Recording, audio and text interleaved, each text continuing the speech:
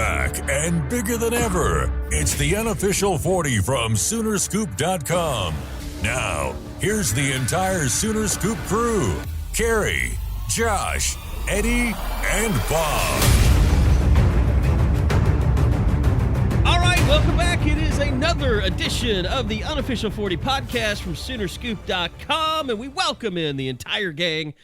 Josh McQuistion, Eddie Radosevich, Bob Prisbillo. Everybody is here as, we are in the thick of it. All kinds of controversy out there. We've got reports coming in left and right about people and programs that have that are testing positive for coronavirus. And Texas was the latest one today. I know Anwar Richardson from Orange Bloods was talking about 6 Longhorn players that tested positive. Kansas State had a couple of guys yesterday, even though they initially had said there were none, but then people came in later and they had it. So we've got a big rally going on in the state politically this week in Tulsa.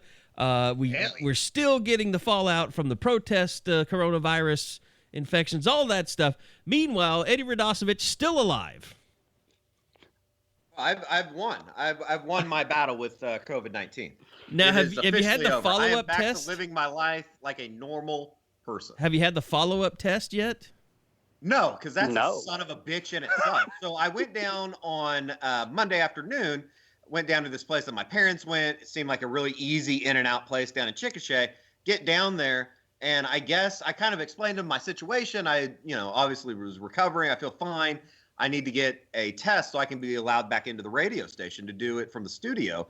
And they were like, okay. The CDC just came out and announced that urgent cares can't give these types of tests. So you're going to have to go through the state health department. So, I mean, in a way, I think I kind of screwed myself over by telling them that I just needed the piece of paper to say that I'm okay. Like, I think I could have taken the test and just got a negative, and that would have been good enough. But long story short, came back to Oklahoma City, set up a deal with the health department. I'm not going until tomorrow to get my second test, but I mean, I've called it. It's over. I was thinking about this the other day. You have a lot of expensive equipment of ours in your house. Do we have to burn that now? No, honestly, no, because none of it's been opened in a month. It hasn't been touched. Yeah. I actually thought about this the other day. We do need to wipe that stuff down at some point, though. Before I know. I thought about that. I was like, I probably need to turn this stuff on, make sure it's still working. And we're going to be using it here in about a week when Josh comes back up. So I think I'm going to get into that today. Maybe open up the camera case, make sure that the camera's still in there, that I haven't been robbed in between the last time that I opened it and now. So, yeah, I'm healed. I beat coronavirus. It's really easy if you think about it. Please DM me if you need any advice. Stop it. And I'm telling everybody. This is not making the podcast. I'm telling you right now. This is not making the podcast. It's just going to be a giant bleep. And people are going to say, what did Eddie say? Well, you're never going to find out because he's not allowed to say things like that. Actually, the most intense thing that I've been told all week is Mike Gundy should take a note out of Lou Holt's book and run the program like he did in 1986. I did see that. That was that's thing. been my favorite. What does part that of the week. mean? I'm not sure I followed he was trying to say that Lou Holtz would tell players it's his way or the highway, and he wouldn't be afraid to take a scholarship away and give it to somebody else that really wanted it or something. He's basically trying to say that have the name on the back. He was trying to say that Chuba Hubbard should kick rocks and get kicked out of the program. Sure, yeah. I mean, and stuff doesn't really change in 30 years. I mean, it's all pretty much the same when you think about it. Because Lou Holtz totally would have told the nation's leading rusher, you're out of here. Yeah, yep. Going back to Lou Holtz's, great teams in Notre Dame, he'd have told Tony Rice to shove it for sure. Exactly.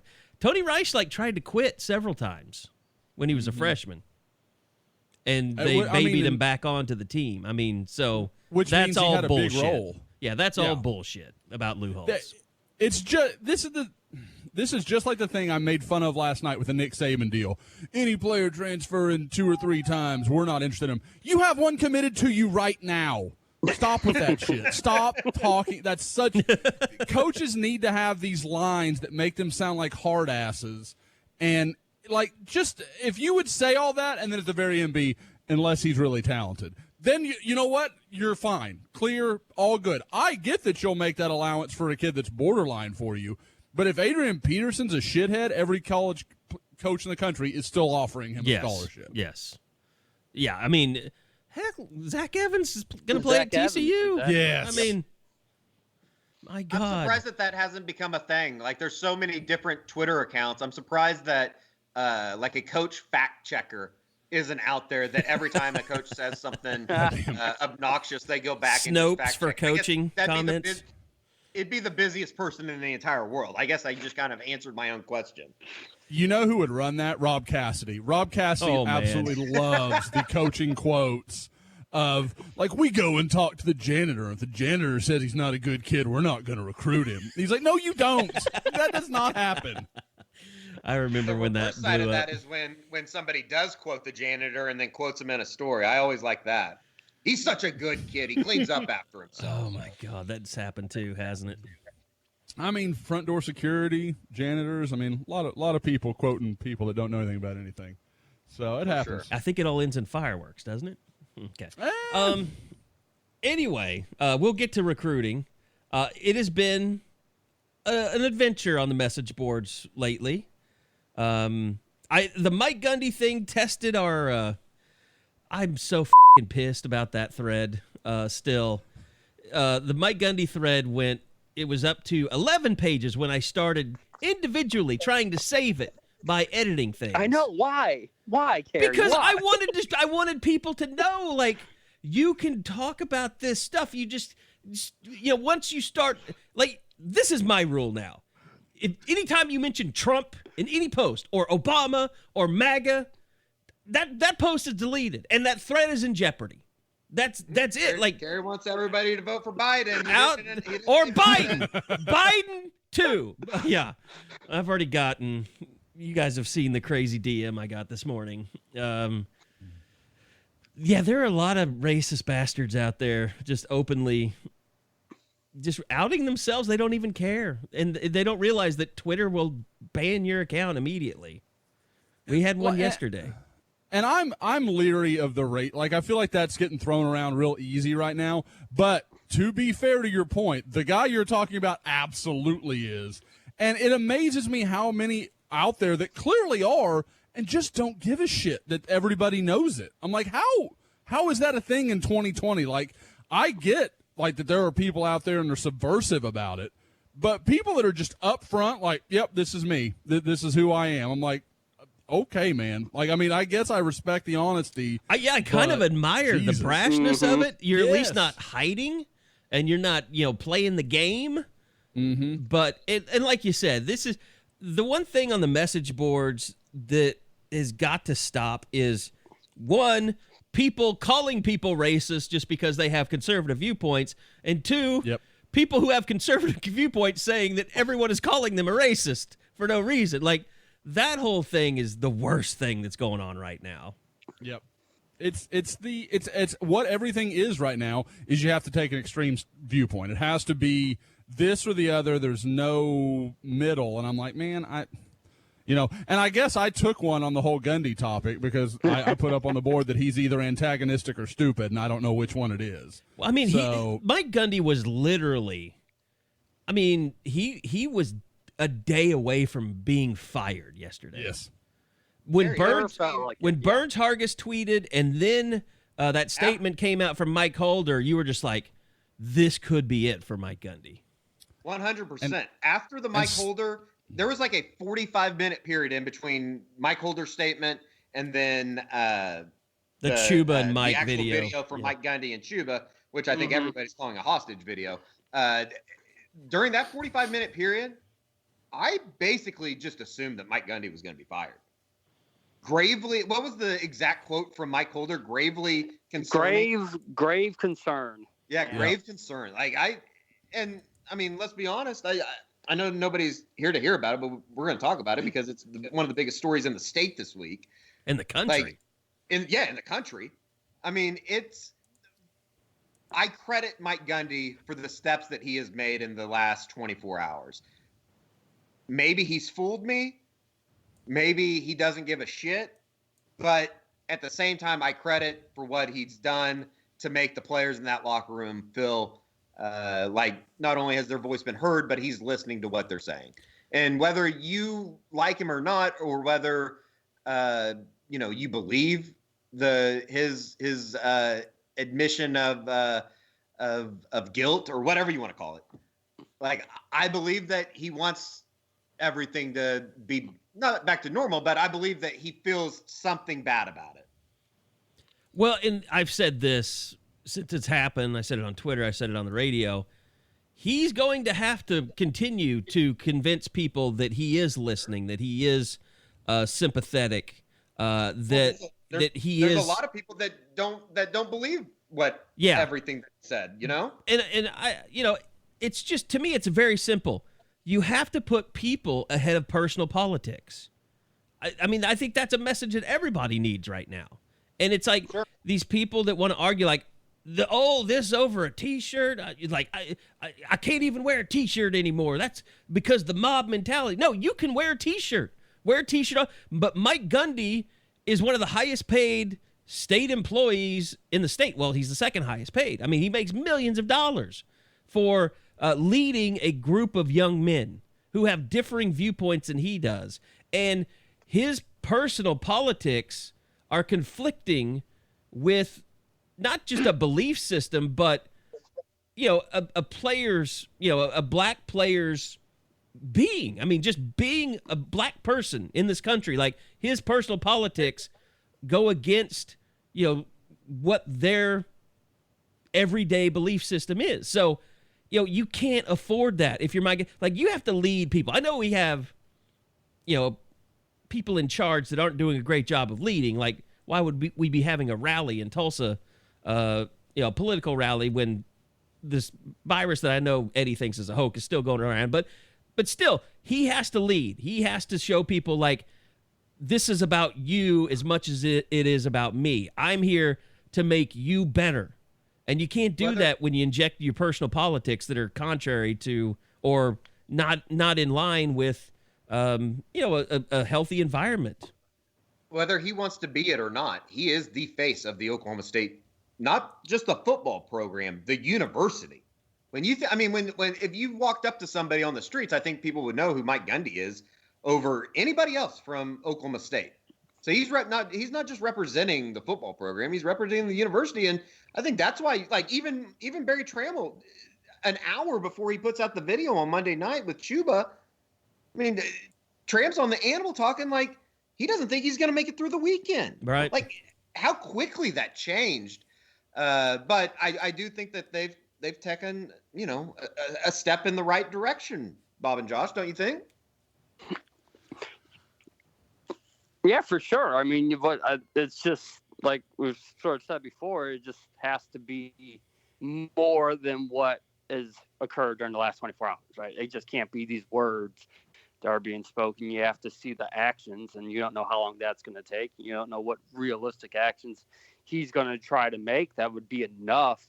Because, I mean, and I don't want to go into too much, but what did you think about Gottlieb and all the stuff that he put out there? And do you think there was any kernel of truth to that, or do you think that was just someone feeding them some really bad information at the really wrong time to do it? To be completely honest, I thought it was kind of shitty. It was. I don't understand how an alarm didn't go off in his head that was like, this looks really bad. Like, you better damn well know what you're talking about if you're going to put that kind of shit out there. Yeah, that's something I need to have gotten this from 3 or 4 places, like, and probably one of the players involved. Like, it needs to be that clear cut. That there's no way you read that and you're like, oh yeah, this is going to play. Like, and I get that if it's true and it doesn't play, that's not on you. That's not your problem. But you better be absolutely sure that is 100% true, because you made those kids look like a bunch of little punks, and that's not. And according to literally every OSU player that responded to it, that was not correct and not the aim of what they were trying to do. I think the scary thing about it is, what if he got that from someone close to Mike Gundy that is one of his kind of hardcore conservative friends? Because then he obviously made it up, and that guy's probably a little racist. I would be shocked if that didn't come from someone of some value around that brain trust, whatever you want to call it. Like, you don't just go with something like that. Doug Gottlieb's not stupid. You don't do something like that just because. Like, you have some reason to believe that's real. And he even had the it tweet, read and like Mike a laundry Gundy approved it or whatever. It read like a laundry list of stereotypes is what it read like. Exactly. Yep. Sure. 100%. And it read almost in a way, at least the first time that I read it through, it almost seemed like it came across to embarrass the players. Like, this is it. This is all they wanted. I don't know. It rubbed me the wrong way. I thought it was kind of embarrassing. Well, because he said something about not joking or no joke. No sarcasm. Yeah. No sarcasm. That's what it was. No sarcasm. And the thing about the, violence towards women music. Yeah, I'm sure that's what Chuba Hubbard was pissed about. We want to listen to some music that's angry towards women. Like, what are you talking? That feels like a wild stereotype just getting pushed to shove an agenda. And I mean, I'm sorry, but who the is demanding do-rags in this day and age? Who's banning them? Yeah, the better question. Like, it just didn't make any sense. Well, I actually, and this is only because I hate the well actually, but I did see like an ex-player that was like, you can tell something's happened because Chuba's in a do-rag in this thing. Like, so clearly that actually has been an issue. But, I mean, so maybe, yes, we'd like to be able to represent ourselves like we want to, but that almost feels like they said exactly what I just said. We want to be able to dress and, act and represent ourselves in the way we want to.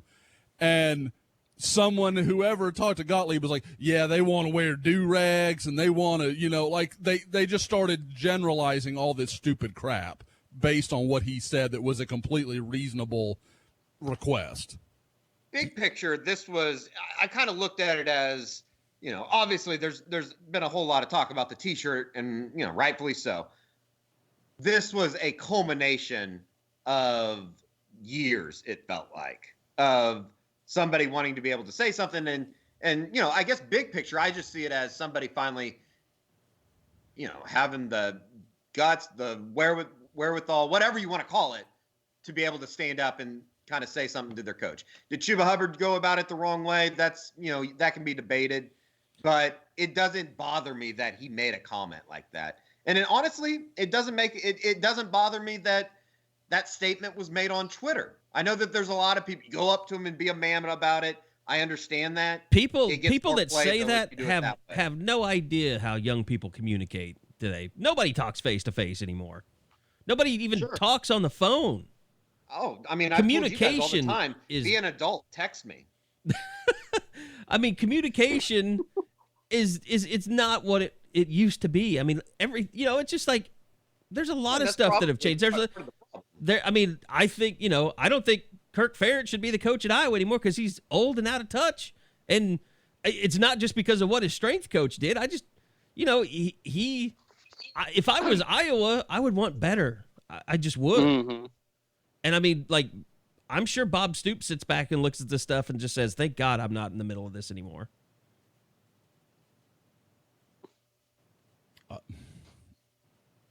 I mean, this is, like I said, and Ed, I think Eddie's dead on. Like, the people that keep trying to make this about the shirt is, I don't know if it's intentional subterfuge, but it's not like, that was just the straw. That was what finally brought everything to a head.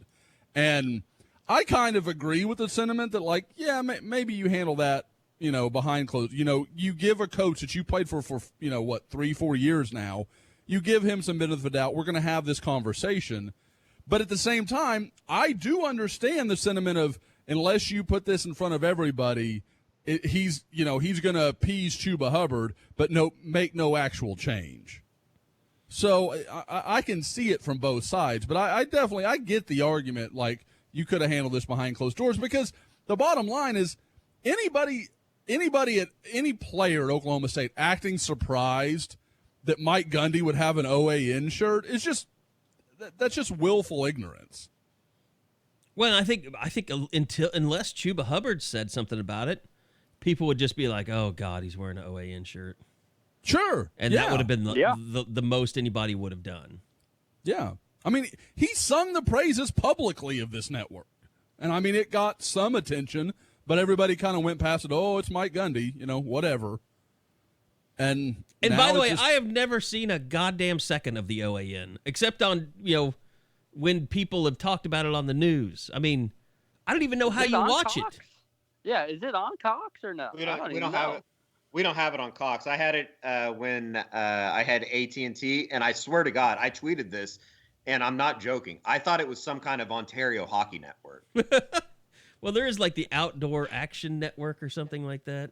Yeah, I thought it was just some kind of like sports channel. I never clicked on it.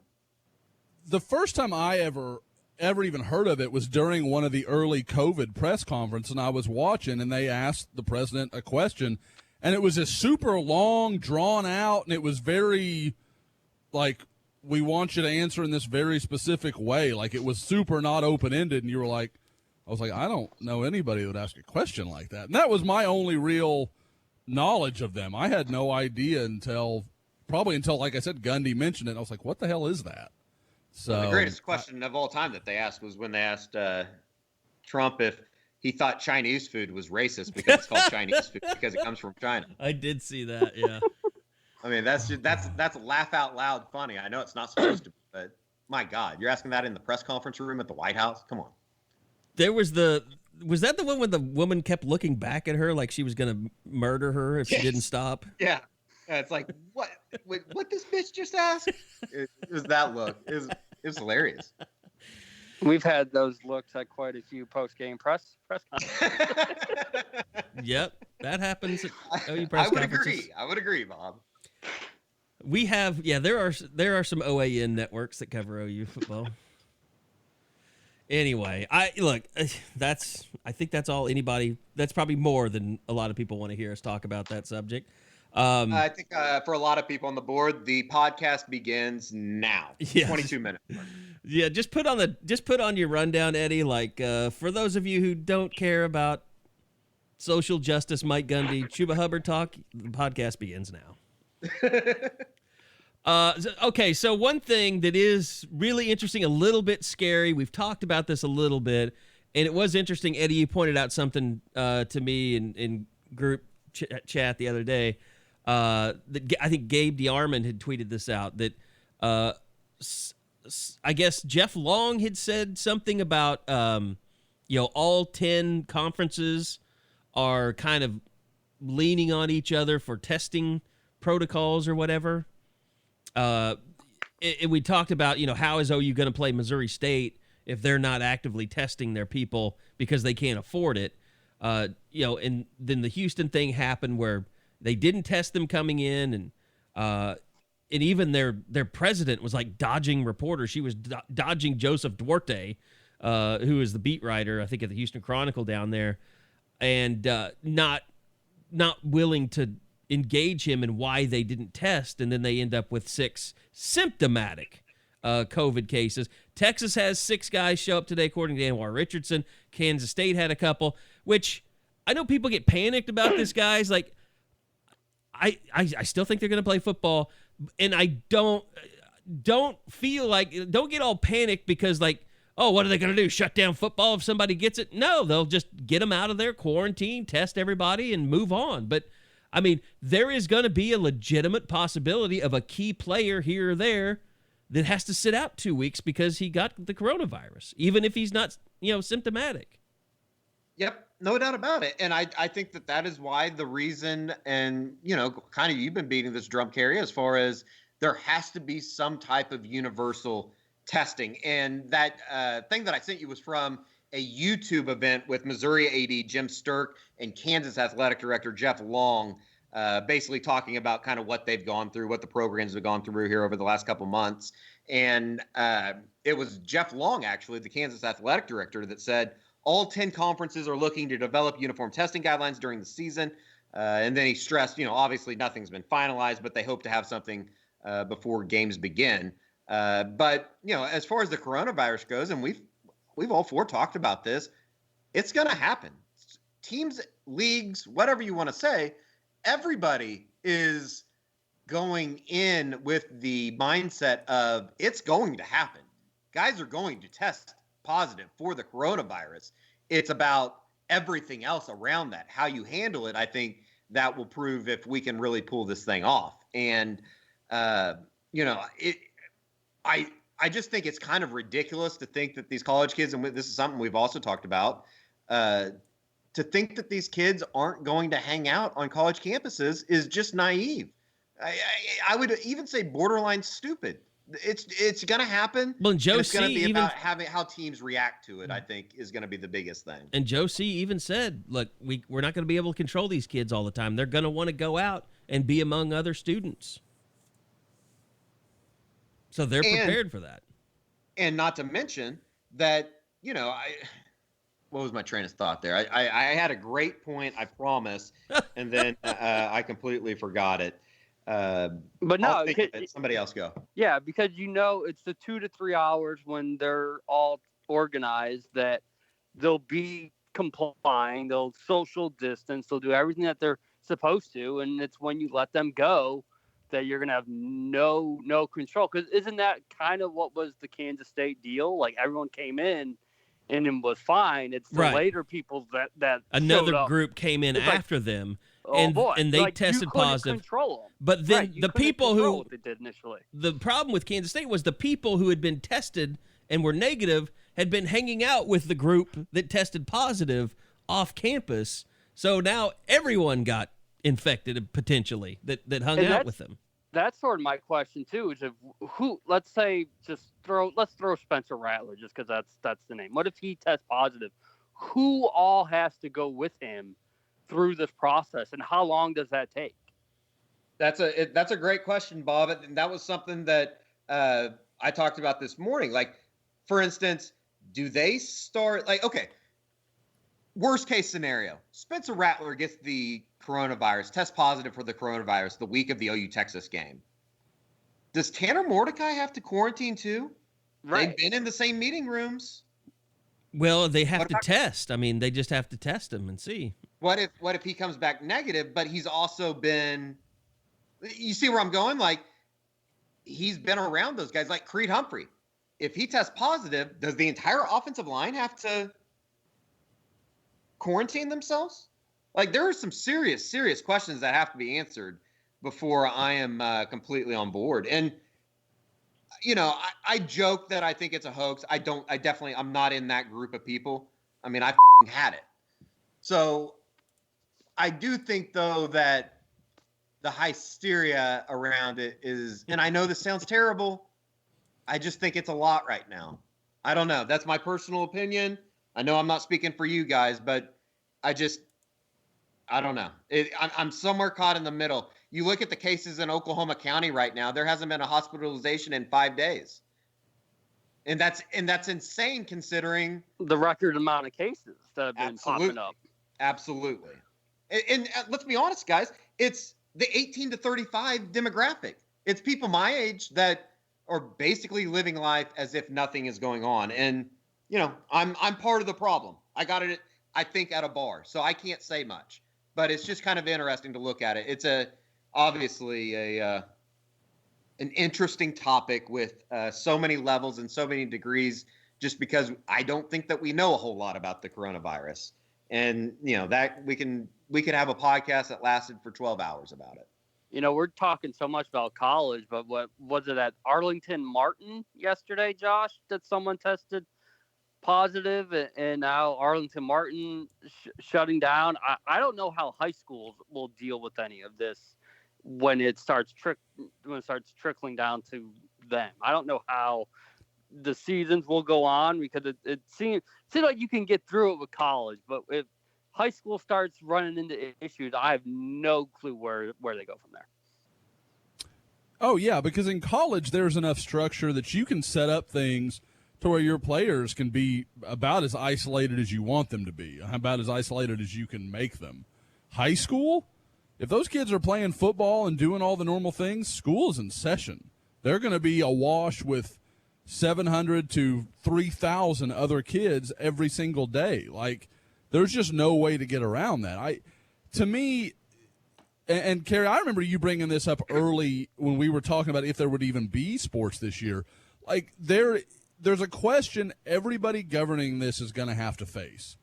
Can we live with the fact that there are going to be positive tests? Are we going to have to shut everything down every time there's a positive test? If so, there's no point in even trying this, because it's not going to work. Like, OU's going to have positive tests in the middle of the season. They're going to have them around the bowls. I mean, it's not going anywhere, people. It's going to be here. You've got to accept that that's a reality, and that's just what this is. So if you're going there with the idea of, well, if we have positive tests, we got to shut down everything for 2 weeks, man, just don't even start it. There's no point, because it's just going to happen. You can't keep everybody this isolated. And I think in high school, Bob's absolutely right. It's even more true, because you just have to acknowledge these things are going to happen. Now, you want to isolate that player? Okay, that's fine. You know, I mean, I get that you have to make reasonable accommodations, but expecting a bunch of high school kids that are around all their friends and doing all these things to just not come in contact with it is just not realistic. And I you know what's crazy is I can totally identify and understand with the people that are out there like, why are we doing this? You know, why are we shutting down for this? Like, just why don't we just live and let it spread, and what happens happens? Like, I can identify with that thinking. Yeah, the Sweden line. Yep. But at the same time, I also understand that, you know, you're going to have some people die that have pre-existing conditions. But it's, you know, I don't want to sit here and say, but it's the same way with the flu, you know, because it is, but it's like, I don't know which way. I don't know how to do it. If it was my choice, you know, I can't tell people, you know, don't live your lives. I mean, I really can't. I mean, people are going to live their lives. They're proving it right now. I don't know that there's anything that you can do to keep the train from going down the tracks like it is now. I think that there's a very clear difference between living your life or continuing to live your life, but taking precautions, as opposed to just acting like we've prayed it away and it's not going to be here anymore. I think that you can do one of those, and one of those is, you know, if you just think that it's gone and it's not going to affect anybody, I got news for you. I got some strong news for you. And the other thing about the high school kids too is the fact that, and I think it was our buddy Matt Stepp that pointed this out or threw this out on Twitter. I would imagine that for a lot of these high school kids, the only type of social distancing they are getting is when they're in the weight room. Yep. I think that was a great point. It's about when they leave the school or when they leave the summer conditioning program is when they're most at risk. And especially with the protocol and the guidelines that the UIL have put in place. The one thing that worries me that we don't know is like just that one little thing. Like let's say an athlete has it and they're asymptomatic.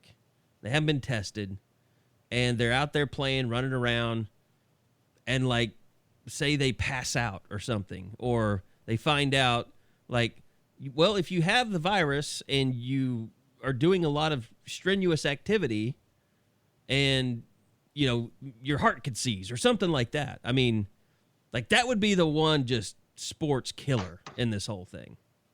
Yeah, we still don't know the true effects of having the virus. I mean, what if it turns me into somebody that can run a 4.3? What if it's like the reverse effect? I don't think physics would allow for that. You've watched Rookie of the Year one too Stranger many damn Things. times, Eddie. Anything can happen in 2020, Carrie. I'm convinced. Anything good, though? I don't think anything good can happen in 20. I think we've established that. It's all bad.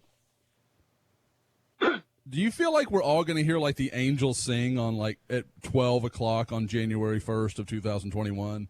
Like it's just going to be like all of this is gone. Like this whole year is just over. We've all gotten through it. Bob is somebody's Harry's muted. You guys muted yourselves. I don't know what happened there, but yeah. That's impossible. I didn't touch anything, but I look up and you're muted. It's your fault, not mine. I don't know what you did, but you did something. Here we see Carrie talking about being the change in the world, and then he's like, "Your fault, not mine." I see how it is, Carrie. I thought it was just You liberal pansies did it to yourself. I thought it was a pod stopper with Eddie running a 4-3. Everyone's like, "Yeah, he's going to. That's what he's going to be doing now." It's like an gonna happen. e-brake on the ticket. Well, to answer your question, Josh, I think the rapture's coming anyway, so we'll never get to January 1st, 2021. It's possible. It's possible. Do Catholics believe in the rapture? You'd have to ask second grade Eddie. I know you guys believe in purgatory. Carrie, I was a all-city altar server. I didn't really listen. I was working during Mass. Those memories have been wiped from your memory in a deep, dark place that you don't want to go because somebody was messing. That I messing. was honored by the city. So you're saying that the priest might have touched your peenie, and you've just forgotten. And it I all. always self-identified. I always had identity problems because of that. I never was touched by the priest, and I never had sex with a school teacher. It's like, am I the ugly one? What is wrong with me? Am I damaged goods? Oh my god! You and your white privilege, Eddie. We have derailed. Something like that.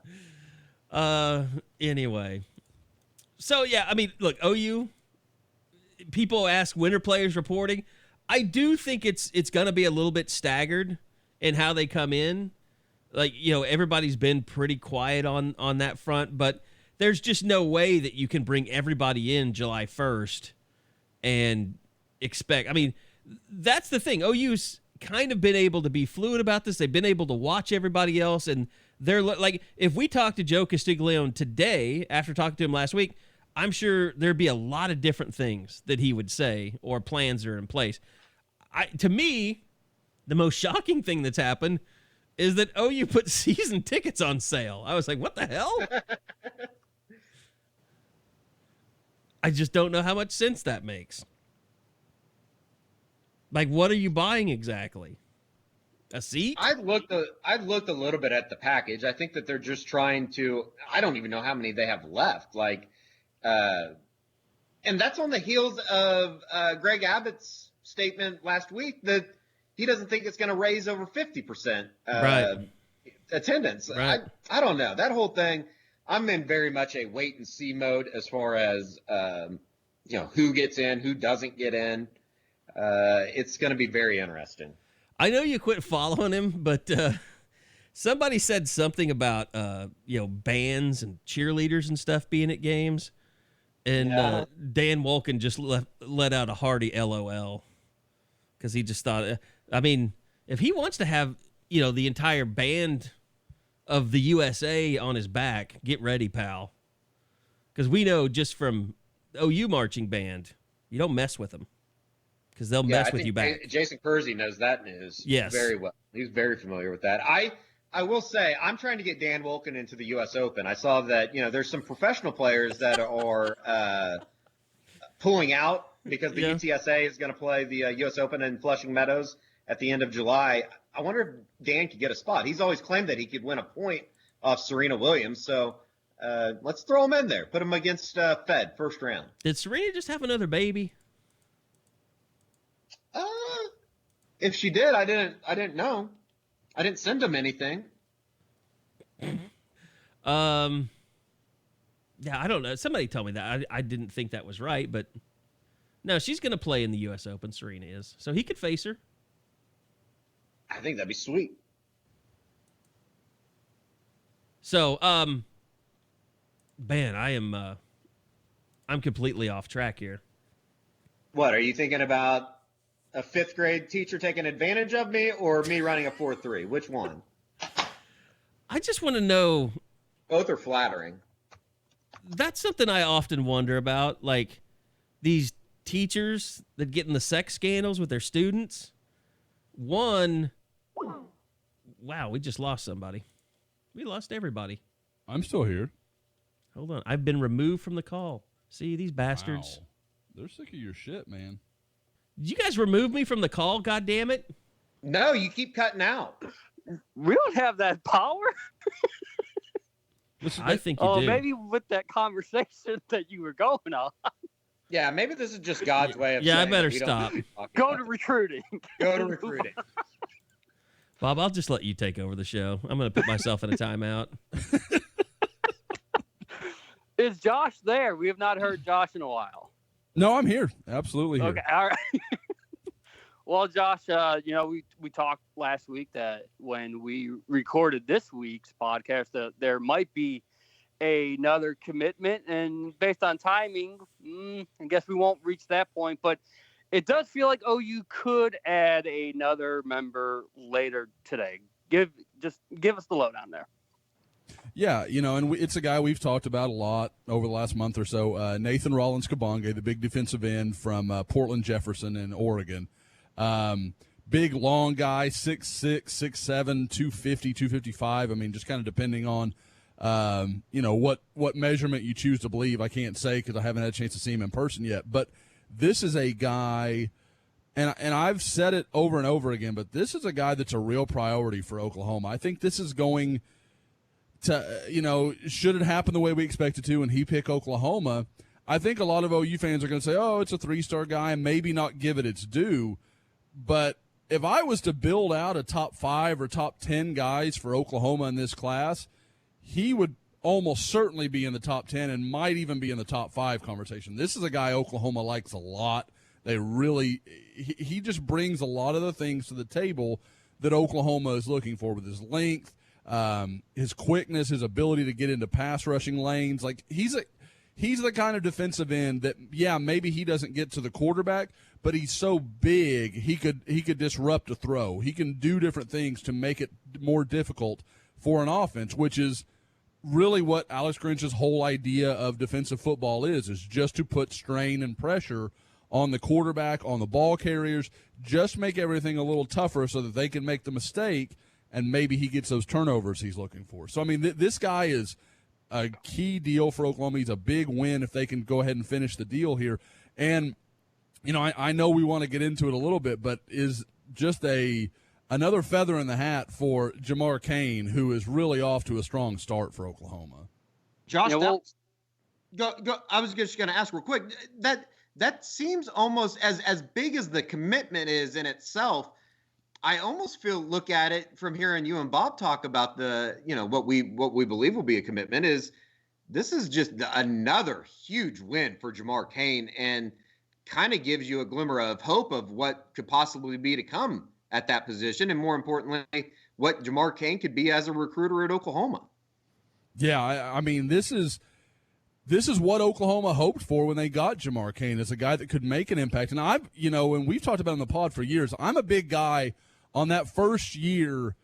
Don't judge too harshly. It's just tough when you're playing catch up, especially in a situation like Jamar Cain's, where a lot of the guys he was recruiting at Arizona State are not the same guys he was recruiting at Oklahoma. Now, Nathan is a little bit different situation. He is a guy that he was recruiting at Arizona State, and they did have an existing relationship, and that helped him when he got to Oklahoma. But there is no doubt that he's selling a kid from Portland, Oregon, to come to Norman, Oklahoma, over a lot of offers in the Pac-12, a lot of offers closer to home, and doing so considering the kid's never seen the campus. I mean, he's never been to Norman. He's never, to my knowledge, he's probably never been in the state of Oklahoma. So this is another big deal for OU to go ahead and close him out this early, especially when so many people had him pegged to Stanford the minute he picked up that Stanford offer. And, to toot our own horn a little bit, we were all along kind of like, hey, let's tap the brakes on that. I don't think that's as dead set as some people are presenting it as, because I know there were some that were making predictions for Stanford the day that offer came in. And I talked to Nathan himself, and he was very adamant that it was just more about people thinking they understood what he felt about schools and what were going to be his deciding factors, because he's a big-time academics guy. I believe has, like over a 4-point GPA. I mean, just a guy that would, make fun of us for being idiots. I mean, he's a really sharp kid. But at the same time, I think he understands that what Oklahoma is doing, obviously being an elite program like it is, has a chance to compete for national titles. And I think he believes in Jamar Cain a lot. So I think there was a lot involved here. But, yeah, like you said, Eddie, this is a sign that I think you can only expect things to get better and better under Jamar Cain at those, the edge positions. And, guys, you think about it, just go back, through the not even recent history. I mean, you think about defensive ends, edge rushers at Oklahoma. I mean, early to mid-2000s, exceptional, all over the place. And then, you kind of went and you had some guys kind of after the Austin English era. You had Frank Alexander and Ronell Lewis, eventually became kind of an edge guy. But really, there have been two notable guys in the last, 6 years, in Eric Stryker and Obo. And after Obo, if there was such a void there, and that's all this stuff about, that had been floating out there around Calvin Thibodeau.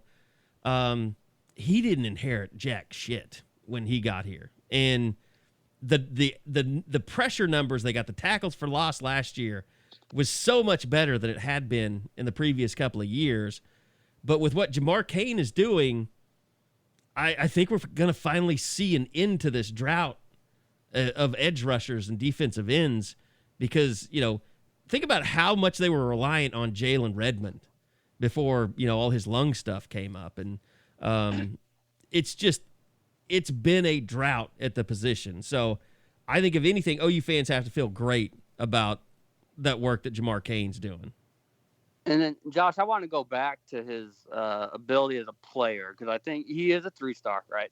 But for people that don't know, he was a basketball dude. Everyone thought he would be a basketball Division I player. And in fact, he was. Been committed to Washington State, and then he played football for the first time last season, and that was his breakout year, recruiting, all the momentum that followed after that. If you think with his senior season, are we even talking about him as a 3-star guy, or is he someone who could jump in to the Rivals 250 when it's all said and done? Oh, I am a firm believer. I will be a little bit surprised if he doesn't make that move, assuming, he gets to have a season and everything goes to plan, or I guess goes to hope. But, this is a guy, Bob, you just mentioned last year was his first year of high school football. He had 28 tackles for loss. That's stupid. And it only tells you how far he can go. There's still so much more room for him to grow and develop as a player. And again, you're talking about a guy that not only has focused on basketball, but he has a basketball body at this point in time. He's listed at, 6'7", 240, 250, 255. A big, long guy. This is a guy that's going to be 280 pounds and carry it like it's nothing. This is, like I said, almost the ideal for what Oklahoma is talking about on their defensive line at that defensive end position.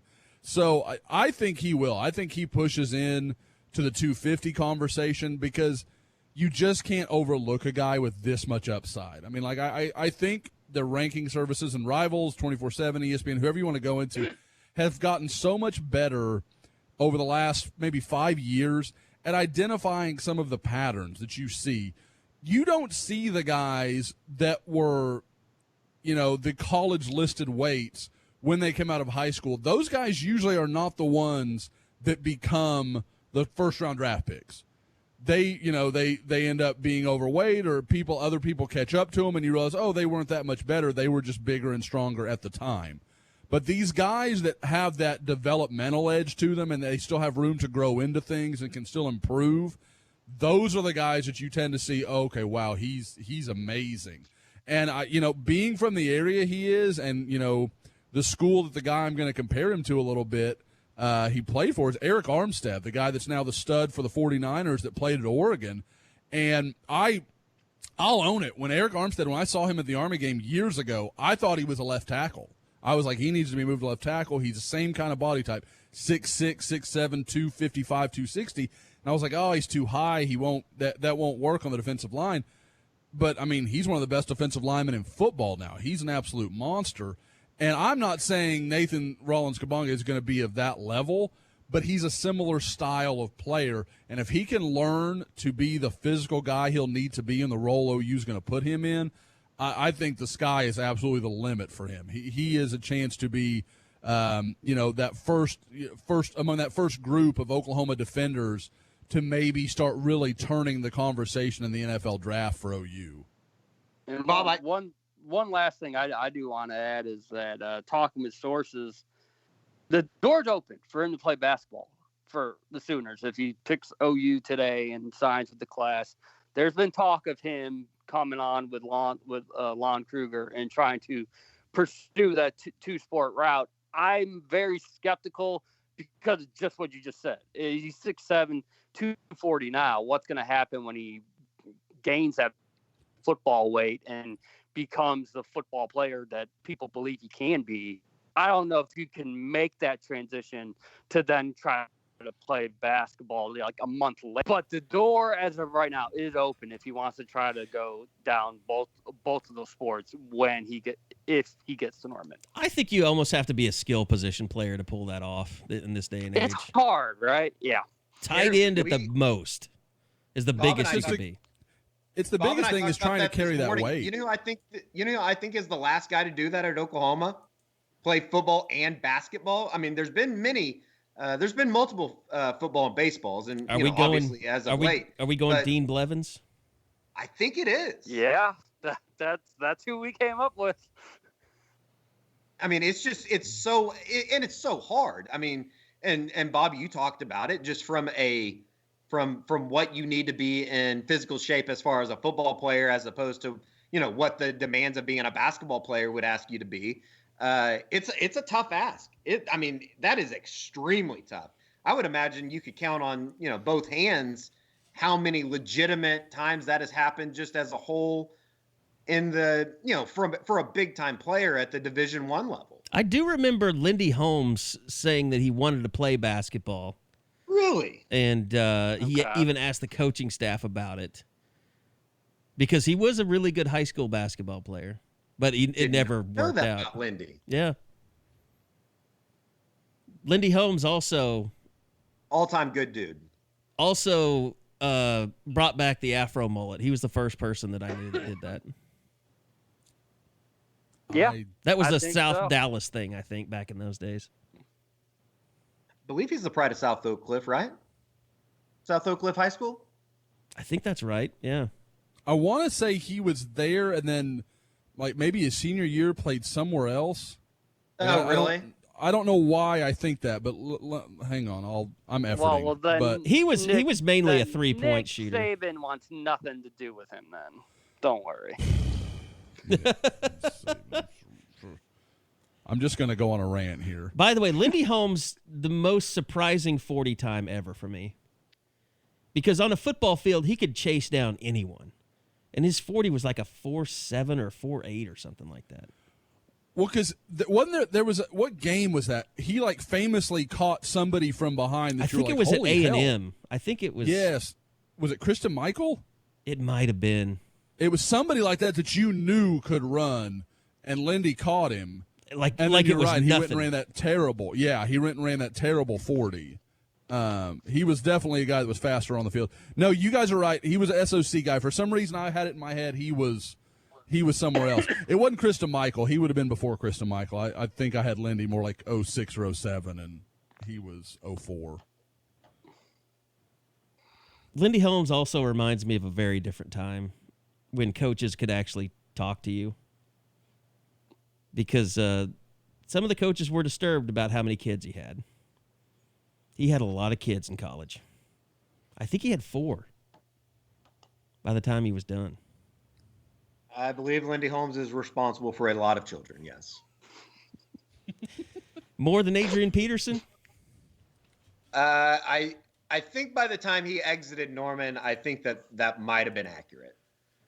I would need to do some they would be in the football facilities. His kids would be. Oh, they'd be out of practice. Yeah. But he is a good dude. Really good dude. Awesome, dude. You guys. Not saying that there's anything wrong with that, having 4 kids. This is probably not a great time in our country to be having these discussions. Yes. I mean, it's, yeah. I mean, you know, we're trying to It's put like ourselves that in protected sex. That's not a problem. Yeah, it has nothing to do with racism. True. I mean, True. until condoms are canceled, and then we might have to reevaluate.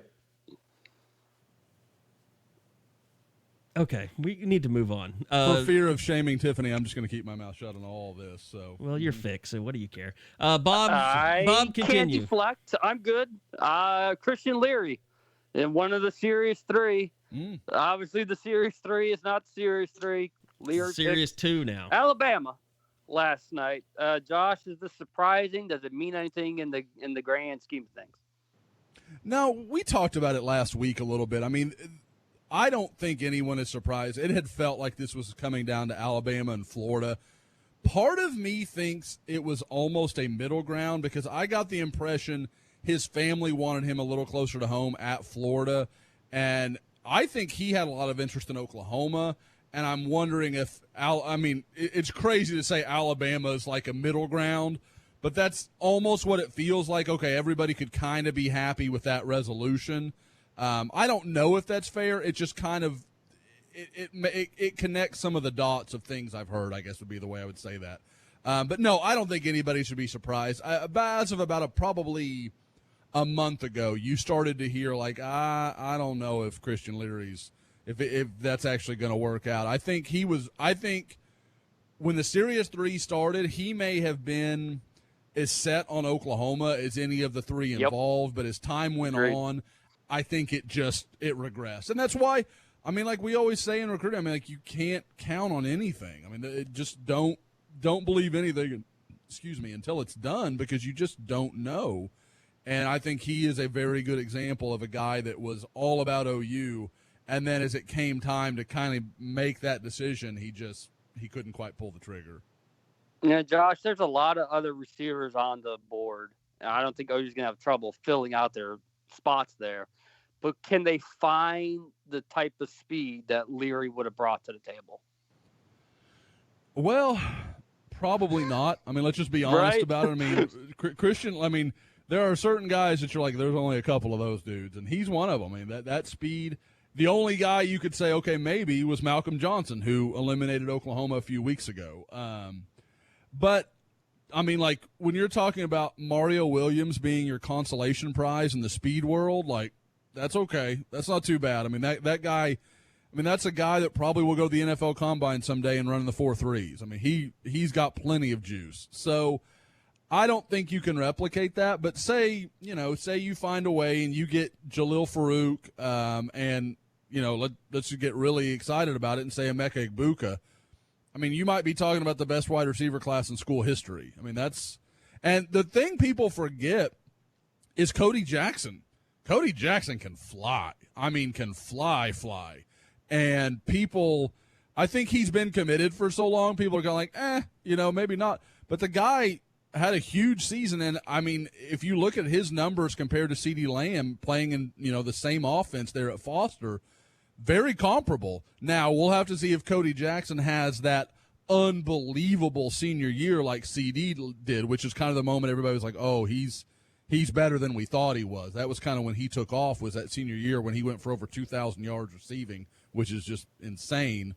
But, you look at it, there's a lot to like in that foursome. Even if you like where OU is with Farouk, they've already got Williams and Jackson committed. Almost whoever that fourth receiver is, you're going to like what OU's got in that group. There's the Keon Coleman kid from Louisiana gets overlooked a lot, and I think he's interesting because he brings a lot of size that maybe Oklahoma doesn't have anywhere else. Egbuka's a big kind of physical guy, but he's not 6'4". Keon Coleman kind of gives you a little variety in your receivers class where, you do have that one big vertical jump ball type guy, and, then you have your underneath guys, you have your Cody Jackson who can work a little inside, a little outside, do a little bit of both. It just gives you more variety, and so you can go a lot of ways. But, like you said, Bob, I don't think anybody in their right mind should be worried about wide receiver recruiting. Whether they get Christian Leary or whether they get Egbuka, they're going to be fine. The Dennis Simmons and Cale Gundy will have that room stocked for the foreseeable future. Let me ask you, Josh, because Lincoln Riley was just fine with the dead period being extended. What are the chances that this entire signing class of 2021 is never allowed to visit a college campus before they sign? That's nuts. But it's possible. Now, I know, was it today that the NCAA is supposed to be voting on the specialized rule where I think players could take 2 official visits in August or something? Like they were trying to work out some way to, not make this a reality. But it's possible, Kerry. And honestly, if you're being realistic about it, I think in a lot of ways that's a huge win for Oklahoma, because a lot of these schools that are traditionally in areas that produce more talent, they don't have their one built-in advantage. Hey, why don't you just drive down here and see us? Come on over. You live in Orlando, Christian Leary. Come down and see us over here at Florida, or even to Alabama, whatever it may be. You don't have that advantage. So, sure, it hurts Oklahoma in the cases of Texas players, but with as much as Oklahoma's recruiting, the Mid-Atlantic, the Southeast, all these places, Oklahoma's in the same boat with those other schools. How creative can you be with your presentations? How much can you build a relationship with these players? And if what we're seeing and what we're hearing is any indication, Oklahoma can stack up with just about anybody in the country in that regard. So now it's just a matter, because, I think there are 5, 6, 7 kids that if they could take official visits right now, they'd probably already be committed to Oklahoma. But they're kind of waiting it out to see when that day comes. But if that day never comes, you assume Oklahoma would finish the job. Well, and that's the other thing, too. If you do open that window and official visits start taking place, I just wonder if it becomes the Wild West then, where all these kids that have been committed, now that they get a chance to go to other campuses and really get kind of influenced, meeting with everyone, do commitments start changing left and right? Oh, yeah, sure. That's coming. We've talked about that before, and that's where I said you might be better to be in Alabama or OU right now, where you have less than 10 commits total, where instead of being a Tennessee or Ohio State or USC, and you got to deal with 20 kids when half of them committed during this time period, and that you have no clue how they're going to react once the doors are open again. I feel a little bit more better if you only have 7 or 8. And it's okay, and we only got about 3 or 4 during this period. Well, I feel we're going to be a lot better because we've had a firm foundation with these kids, and we didn't have any of those crazy commitments from recruits that didn't make any sense. Kind of saw a lot with Tennessee, especially. Where it also gets interesting to me, guys, is how do you lay out your strategy for how you want to do that? Do you want to get every kid that wants to come in August on campus in August? Or do you want to say, we're hoping it's going to open back up in December, so we'll get the last shot with this guy that we really want? Because if we take it in August and things open back up, then Alabama or Georgia or whoever we're recruiting against is going to get in that door because we won't have it available to open. Do you count, it's a bird in the hand or 2 in the bush? It's really just a question of what you believe is going to happen. And I think that's going to be really interesting to see how they do it. To me, I think with the way the world looks right now, I think you have to take the chance of this may be the only shot we get. But I could hear the argument. I could understand it to say, because everybody always, in recruiting, one of the rules is you want the last shot. I want to be the last one to be in your living room, or I want to be the last visit you take to make that sales pitch. And it's not coincidental that almost every time these things happen, that's the school the player ends up going to, because they know it too. I mean, and that's the last thing on their mind. That's the last one to give them the sales pitch. Those things usually play out, according to that rule. So you're gambling to take that visit or to have those guys come in August, but it may be a bigger gamble to not bring them in August, so those schools get visits and then you get nothing.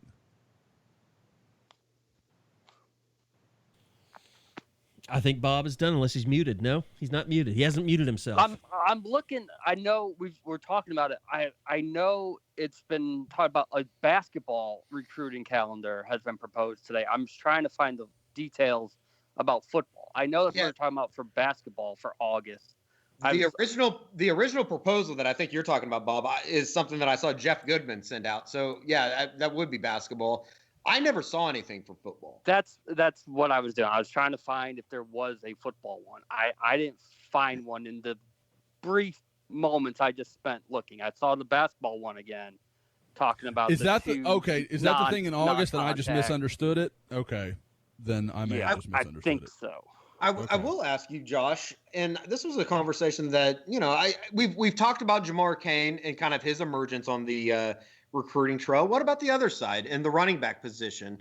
I had somebody ask me about this the other day. How would you handicap the running back recruitment right now? Obviously, Kamar Wheaton, LJ Johnson, certainly in the mix, but how would you break that down right now? It's kind of intriguing to me.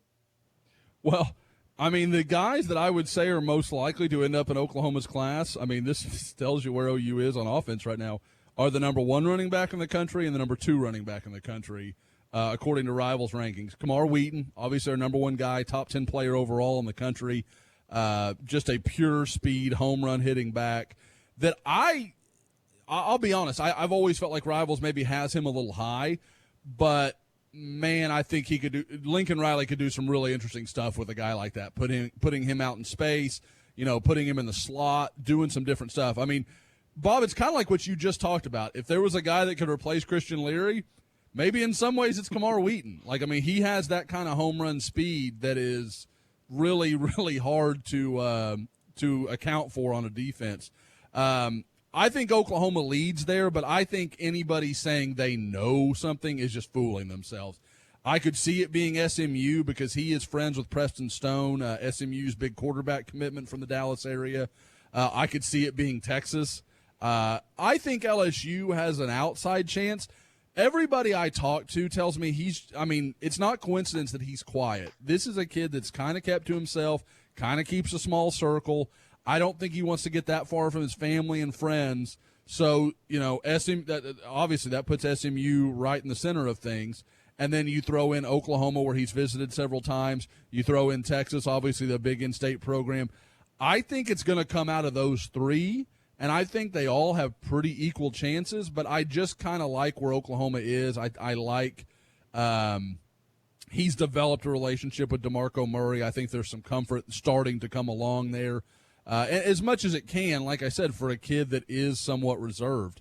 The other is Donovan Edwards, the big-time guy from Michigan. Now, the safe bet here is absolutely Michigan. But the thing that people forget is early on it was Ohio State. This isn't some Michigan kid that was always going to go to Michigan and dreamed of playing for Jim Harbaugh. This is a guy that's pretty open to the process and was willing to do the reverse of what's so popular, through history of Ohio State and Michigan, and that's go from Michigan to Ohio State.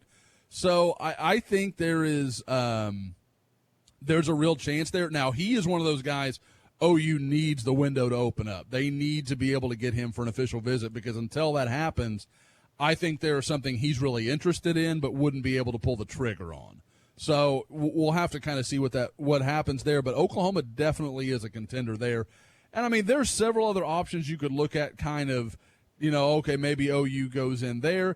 I still can't help but wonder if they try to get Trevion Henderson to campus, if they can, just to see if that happens. Now, A, I don't think they will, and B, I don't think he'll come. Like, I mean, I feel like that door is probably closed, but I know how high Oklahoma was on him, so I just can't rule that out. You mentioned LJ Johnson. I think Oklahoma could get a visit from him, but boy, he sure sounds locked into A&M from everybody I talk to right now. It's going to be interesting, too, to see what fingerprints DeMarco Murray puts on that running back position. I mean, you talk about you talked about Kamar Wheaton, about how versatile he is. And I think people kind of forget that because DeMarco got to be known as an inside runner in the NFL, but his versatility is what made him special at Oklahoma. Just, just shifting out to the slot and running. I mean, before there was Joe Mixon, DeMarco Murray was Joe Mixon. I mean, he was one of the best receiving running backs that we'd ever seen. Oh, he's got to be pissed that he was born 10 years too early. Like, he would be such a prototype for the way the NFL uses running backs now, especially if he hadn't had the injuries at Oklahoma. Like, he was a little different player after that. But you are right. He's still, I want to say, one of the career leaders in touchdown receptions at Oklahoma. I think yes, that's right. He set the record when he was here. Yeah. And I think it was surpassed. Still is it not been surpassed? But scoring, I think he has the record for. I think maybe overall Austin Seibert passed him in scoring or something like that. Yeah. Mm-hmm. Sorry, Austin, that doesn't count when a kicker does it.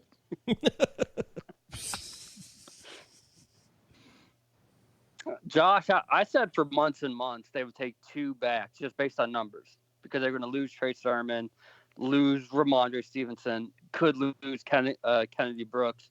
Obviously, that was before Sermon even decided to leave anyway.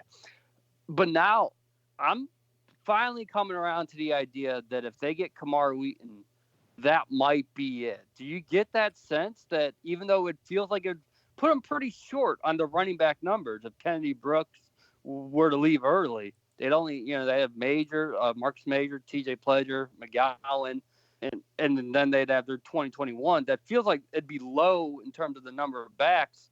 But is that the impression that you're starting to get to? Yeah, Bob, now it hurts me a little bit because I think it's pretty clear you haven't listened to me, and that upsets me, Bob. That hurts my feelings. No, I said I've come around to it. I for months no. I said 2 backs. I've said it. Sure. I know you said 1, but yep. I want to get what is the if Bob Stoops always said he needed 6 running backs, and we've seen all these season-ending injuries that have happened to OU running backs like crazy in the last 2-3 years. Just looking back, Rodney Anderson, Sutton, Sermon. We've seen it. If you're already starting at a low number, I'm trying to understand why the thought process is just take the 1 and that's it. Yeah, don't get me wrong. I understand, and I think that it's a gamble. Where I think is interesting is what they want to do with Brian Darby.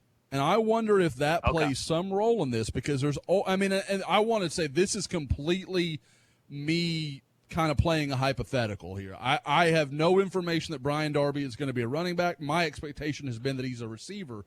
But when you look at the numbers, you're right, Bob. Most programs want 6 scholarship running backs. Now, only 2 or 3 or maybe 4 of them in really great years are going to be real role guys.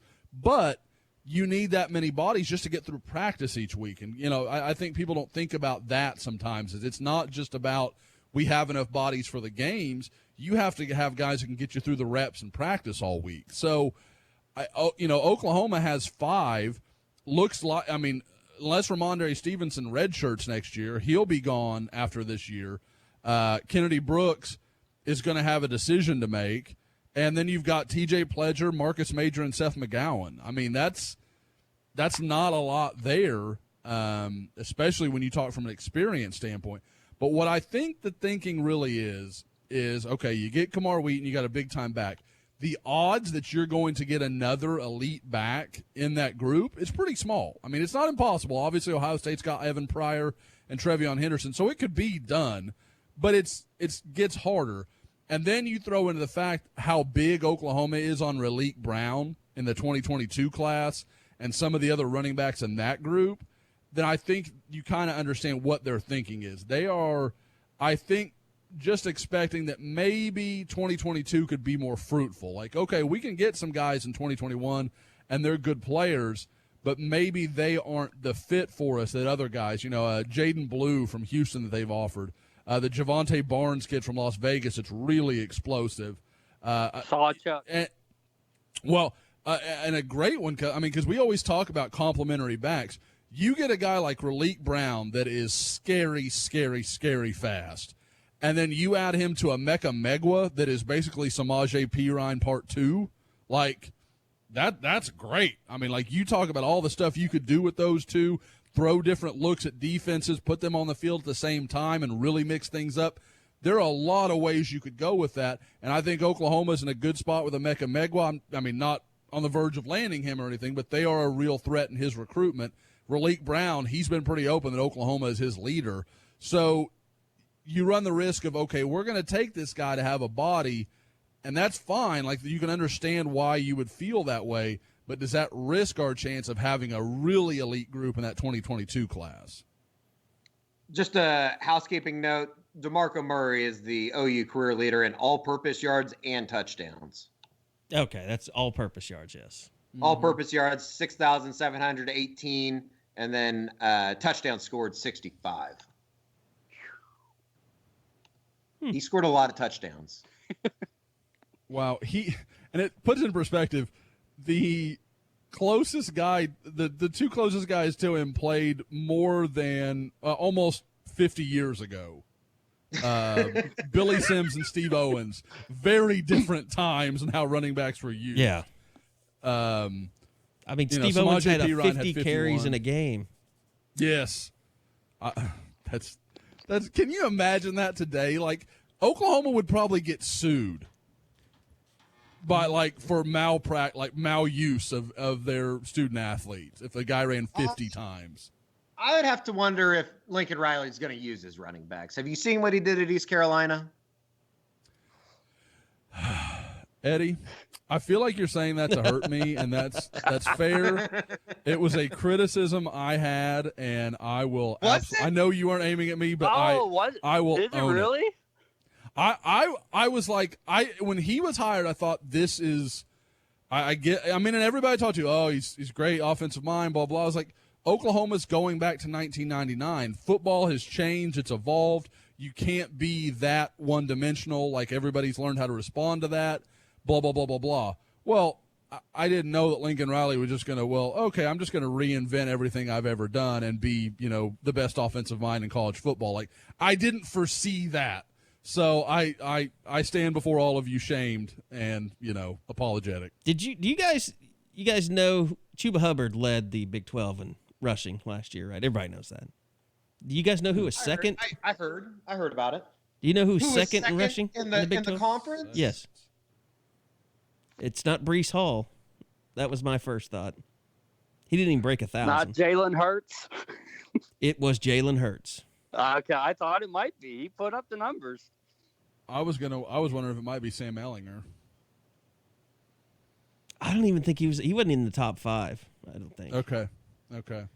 But I mean, to both your points, look, Lincoln, it wasn't automatic. He had some issues his first year as coordinator, not running the ball enough. That Texas loss, they killed Baker Mayfield and they never established the run. It's because Josiah St. John was tipping every goddamn play. Yeah, he was, wasn't he? That was the weirdest post game that I think. One of the weirdest post games I think I've ever.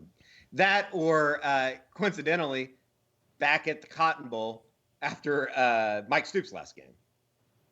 Yeah, there's been some odd in recent years. Since Lincoln's been here, there's been some odd I think years. It has a lot to do with us being outside to do those interviews. They're in the end zone. Whatever. But, yeah. The concourse. They have to not lose. If they win, we get to stay inside. Yeah, that's true. Yeah. Fact. No, but I mean, he I think he's fine now. I mean, a lot of people would argue he ran his quarterback way too much last year, or his quarterback ran too much, one or the other. But yeah, I don't have any worries about him now that Bob's gone. It's like he's done pretty. I mean, I think Rodney Anderson, the way he used him was great. Oh yeah, I was completely kidding.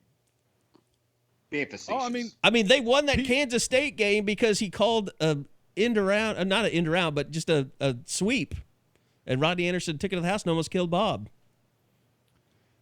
People Dimitri forget. Flowers almost killed me. Oh, was that who almost killed you? Okay. Yes. That 2015 season, that was not like the Lincoln Riley offense that everybody thinks of. Like, it was very kind of putting things together as the year went on there. Yeah. Tennessee, they were abominable for 3 quarters. They were bad.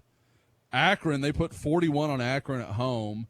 They looked terrible. But, they didn't look great in that Akron game. Do you guys remember the Tulsa game being a 2-touchdown game that year? Yeah. 52-38? I don't remember that at all. PJ and Banister was your starting corner. Well, there was a rallying cry. They had to succumb to the pressure. And Tulsa had a Hail Mary to end the first half, and it was like a 7-point game at halftime. That's right. Now I do remember that now. Yep. God, I don't know why I'm so bad about that kind of crap. Like, I cannot remember a game. Like that was 3 seasons ago. I don't remember that at all. I don't know anything about that. I mean, they had a tough time with a pretty lackluster West Virginia team. But they still went to the college football playoff. I think with the exception of Bob, there are 3 real health nuts on this podcast that can all attest that fast food can fix a lot of problems. And that's exactly what you saw at Kansas State in Manhattan, Kansas. God, that was an ass whipping I never saw coming. I thought OU was in so much trouble that day. Eddie and I drove and got to Manhattan before they flew. Yeah, I think everybody was there by 6. Eddie and I went out to the 6 airport o'clock Friday. Eddie has been kicked off, apparently. Hold on. Like, we were all just chilling as me, Jason Kersey, John Shin, Aber.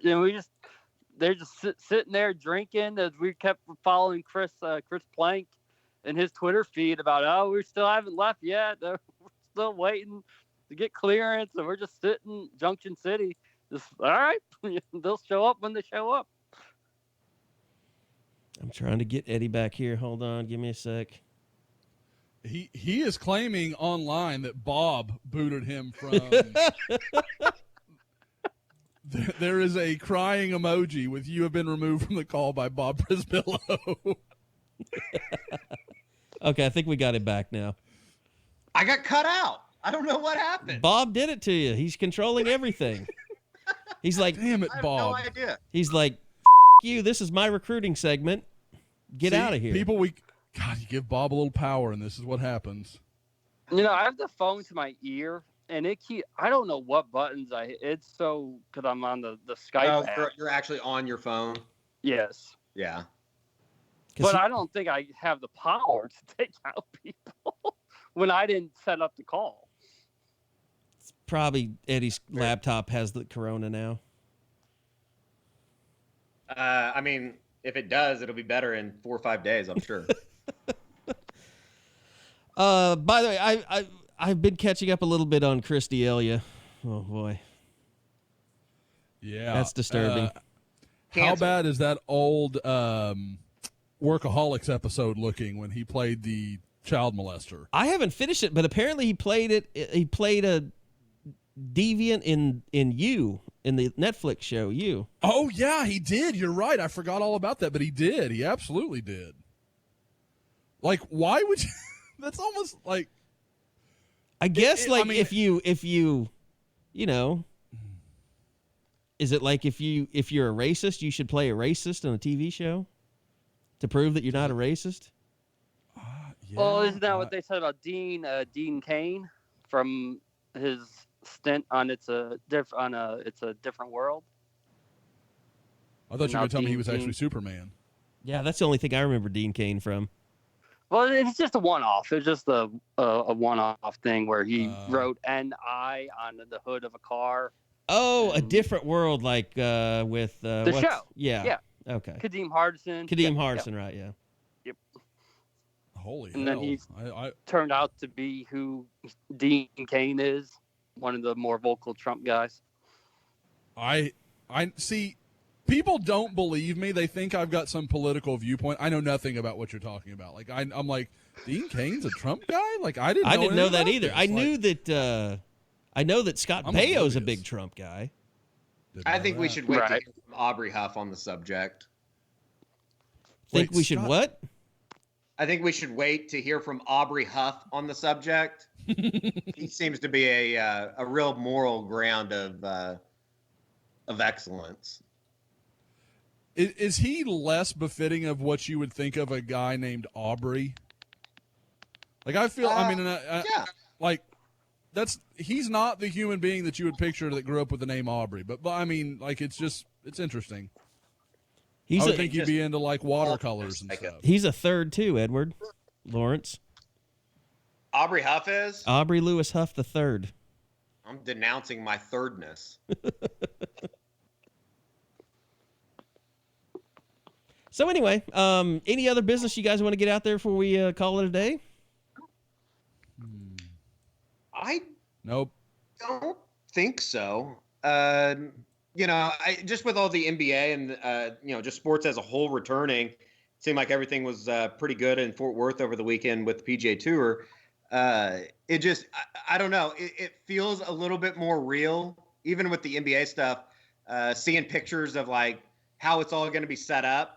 I don't know. I'm kind of excited. I think that I would love to be quarantined I've had in their Rona situation, brain, but I've also been like Rona depressed as well. So I think I'm starting to finally pull out of it. I can't imagine you when you've been cleared. You're just going to be out every night, aren't you? I mean, not every night. I still have to get up in the morning, but I think I'm going to have a couple beverages on Friday for sure. Well, I think that about does it. I've got a pod to get up.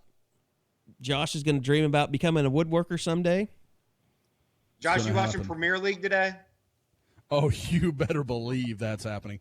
I can't lie. I am hopeful they are going to go with the Spanish League's idea of the FIFA 98 fans in the background. That's going to be stellar if they'll go ahead and commit to that.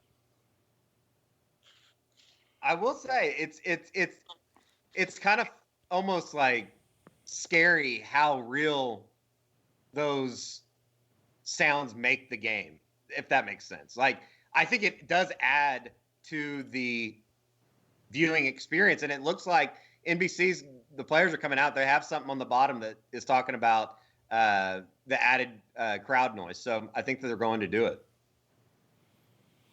The better question is, are any of you legitimate sports fans that are going to watch some actual sports happening on television today?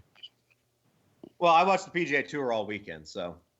Oh, okay. Okay. Well, I mean, so that's no. You don't like sports. Okay, fine. I'm an Arsenal fan, so That's what we're talking about.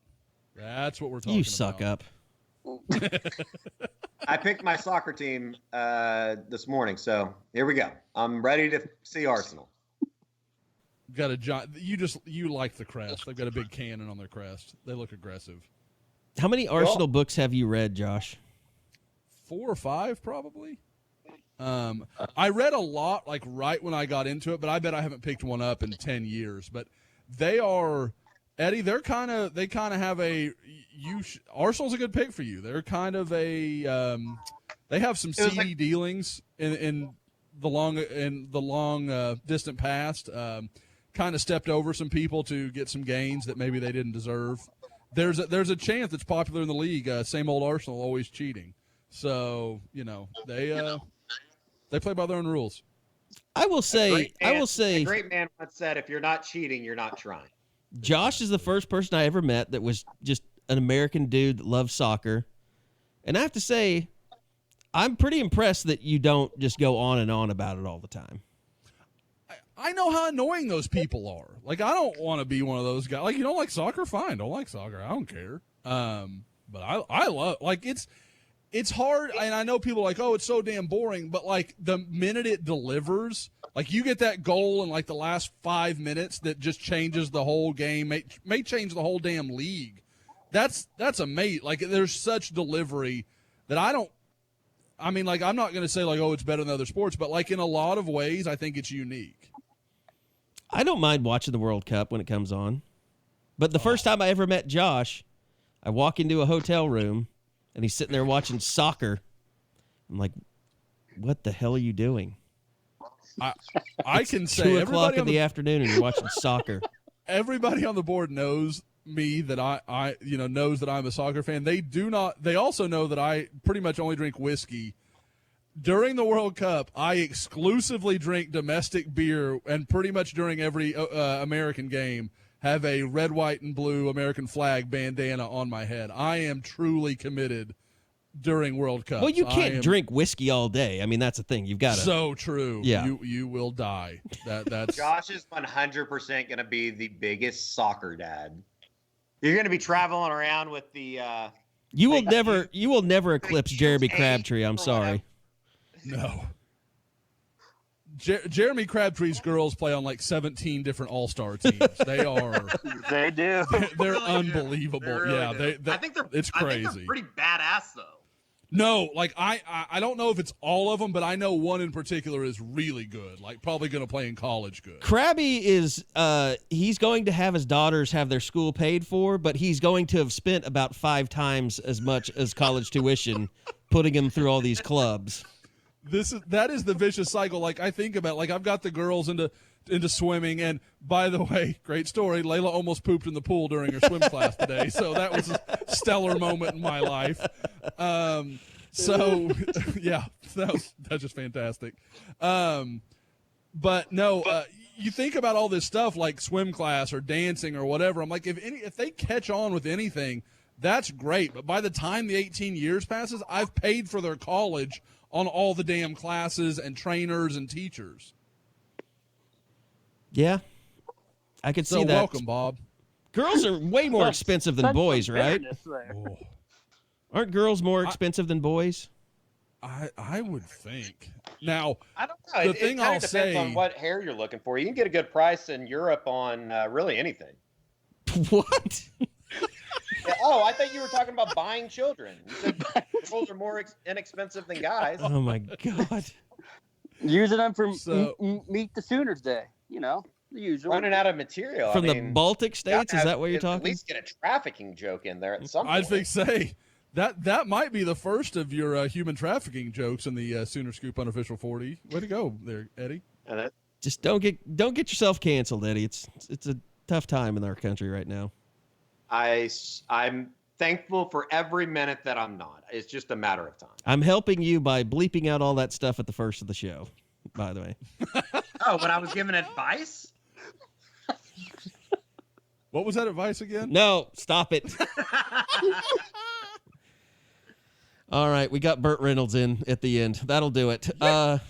Thanks, everybody, for listening. I'm sorry we don't have more to talk about. Hopefully that will change soon as players. What are we? 2 more pods till players start reporting. So 2 more pods. Actually, Caleb Williams. 1 more pod, and then the next 2 weeks from now will be the first. So that will be the day of reporting, which would be pretty cool. I will say that I got a little clarification. I know that there's people that have been asking as far as are players being tested if they were to come into Norman like now, if they were good. I know Spencer Rattler's back in town. A couple other guys have, but the way that I understand it, testing will not start until the formal welcoming back of the players, and that would be July 1st. So just for anybody that maybe was confused by that, I know that I definitely was a little bit. So I definitely was, because I thought that the whole point of bringing them back in mid-June was to test them so that they'd be ready to go. Well, and I can tell you this too. I mean, that is all subject to change too. I mean, they could at a moment's notice say, okay, well, let's go ahead and do this 2 days before or something like that.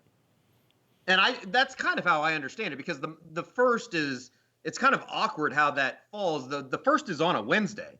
Well, I guess just like OCD me would want everything to start on a Monday. Right, yeah. But then again, you start on the first. So I could see them saying, okay, on the weekend of 26, 27, 28, let's start getting this thing going. That way we can hit it full head on the first. So. Not to mention that, if they do come up with an early practice schedule, like that date's been all over the place from the 13th to the 26th or 27th, you would need to, be 14 days out so you could quarantine whoever tests positive, because I'm sure there will be some. Sure. And, it would seem that, well, yeah, never mind. I'm an idiot. Okay. All right. That's going to do it then on that note. Thanks to Josh, to Eddie, to Bob. I'm Kerry Murdoch, and we'll see you guys back here again next week, right here on the Unofficial 40 podcast from Soonerscoop.com.